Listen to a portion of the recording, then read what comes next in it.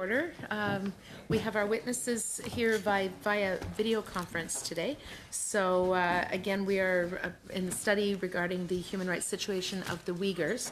And today we have with us Farida Dave, who's the Canadian Director of Human Rights Watch Canada, and Adrian Zenz as well. And I would like to welcome both of the witnesses, and I would like to start with Ms. Dave for your opening statement, please. Thank you very much. Thank you, Madam Chair and honourable members of Parliament, for inviting me to appear before this committee to discuss the current human rights situation of the Uyghurs. My name is Farida Dave, and I'm the Canada Director of Human Rights Watch.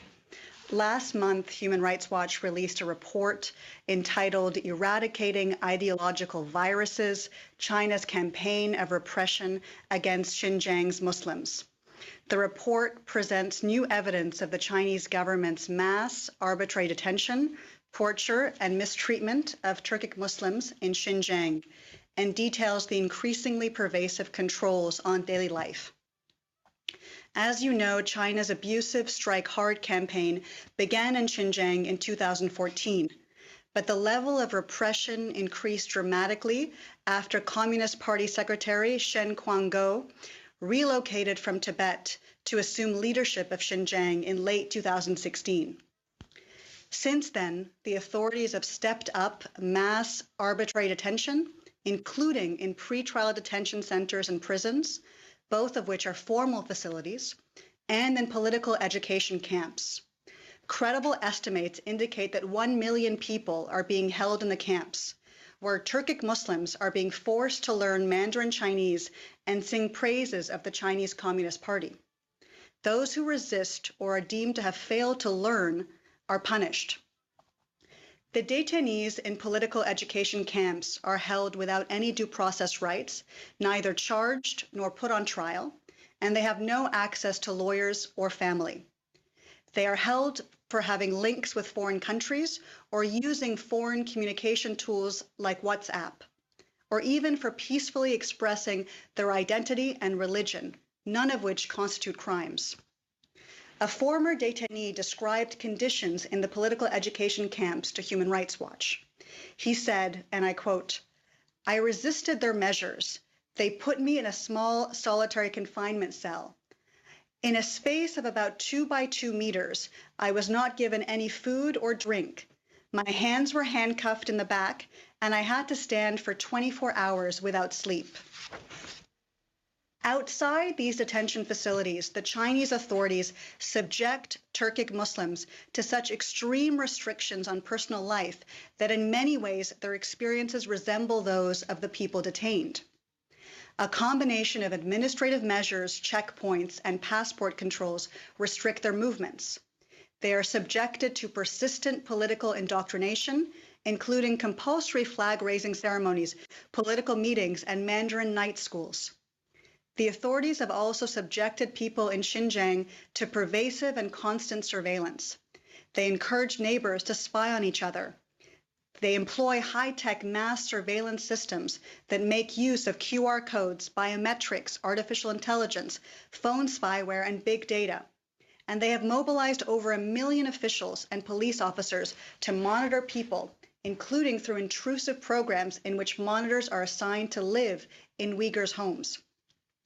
The Strike Hard campaign has also had serious implications abroad. The Xinjiang authorities have made foreign ties a punishable offense. The government has barred Turkic Muslims from contacting people overseas. It has also pressured some ethnic Uyghurs and Kazakhs living outside the country to return to China, while requiring others to provide detailed information about their lives abroad. In recent years, the Chinese government has also stepped up pressure on other governments to forcibly return Uyghurs in their countries back to China. The Chinese government's religious restrictions are so severe that it has effectively outlawed Islam in Xinjiang. It has banned certain facial hair and religious clothing, prohibited children from learning religion, and confiscated prayer mats and the Quran. Officials closely monitor people's religious practices and have even detained people for praying 5 times a day or circulating religious texts among family members. as one ethnic Uyghur explained to Human Rights Watch, and I quote, "What they, the Chinese authorities, want is to force us to assimilate, to identify with the country, such that in the future, the idea of Uyghur will be a name alone, but without its meaning." While an ethnic Uyghur woman told us, "We have no rights in Xinjiang. They scare us so much. Living there changes your way of being. You become afraid of people in uniforms. You're afraid of telling the truth. You're afraid of praying. You're afraid of being Muslim." The Strike Hard campaign has also divided families, while some members in Xinjiang and others abroad are caught unexpectedly by the tightening of passport controls and border crossings. Children have at times been trapped in one country without their parents. Reports of children of detained Turkic Muslims being placed in orphanages against their families' wishes are particularly alarming. By sending children in Xinjiang to state institutions, the Chinese government is only adding to the trauma of the Strike Hard campaign. To be clear, the scale and scope of abuses in Xinjiang are unlike anything Human Rights Watch has seen in China in decades. Not just the numbers of people held, but the abuses, the systematic abuses region-wide is unprecedented. In addition, the impact goes beyond China. On Uyghurs globally, including Uyghur Canadians here at home, is unlike anything we've seen before. These rampant abuses violate fundamental rights to freedom of expression, freedom of religion and privacy, and protections from torture and unfair trials. More broadly, the Chinese authorities' controls over day-to-day life in Xinjiang primarily affect ethnic Uyghurs, Kazakhs, and other minorities in violation of international law prohibitions against discrimination. Xinjiang's crisis is symptomatic of the deepening repression across China under President Xi Jinping. China's global power has largely protected it from international scrutiny. A failure of concerned governments to push back against this repression will only embolden Beijing, both at home and abroad. It's clear that China does not see a significant political cost to its widespread human rights violations in Xinjiang. This must change. Therefore, we ask this committee to urge the Government of Canada to take several concrete actions.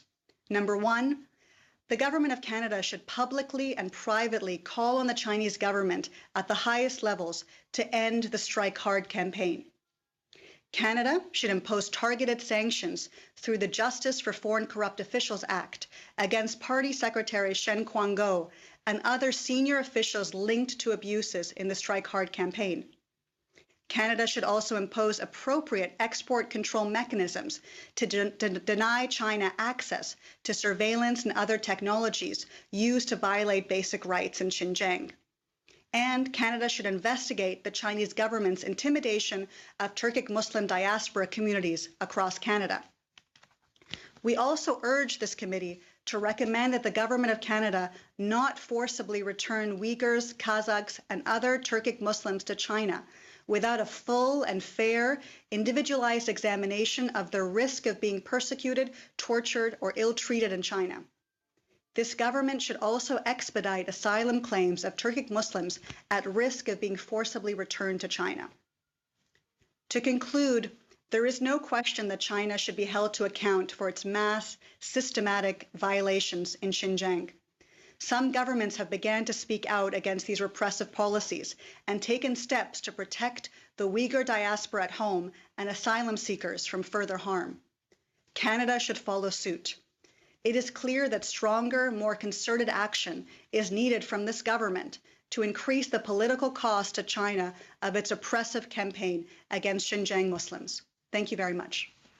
Thank you very much, Ms. Deef. And now we will go to our second witness.